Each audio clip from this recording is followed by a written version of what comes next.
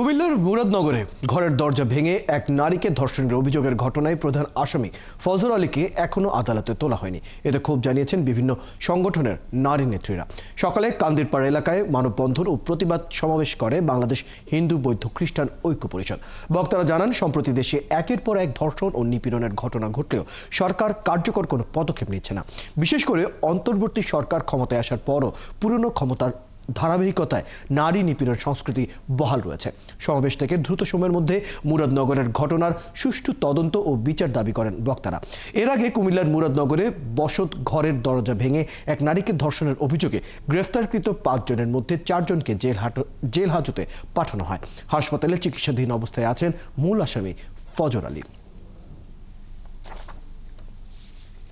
বিকৃতি মন মানসিকতা মানুষ বেড়ে গেছে, সবচেয়ে বড় যেটা কথা। কারণ হলো আমরা কিন্তু আগে কিন্তু এত দেখিনি। 5 জন আসামি ধরা পড়েছে, কিন্তু একজন আসামি ইয়েতে নাই, উনি হাসপাতালে। কেন ওনাকে এত জামাইয়া ধরে রাখা হলো? আসলে শাস্তির আইন আছে, কিন্তু প্রয়োগ করার জন্য যে স্বল্প সময়ের কথা বলা আছে, কিন্তু এখন পর্যন্ত সেই স্বল্প সময়ে বিচারটা হচ্ছে না।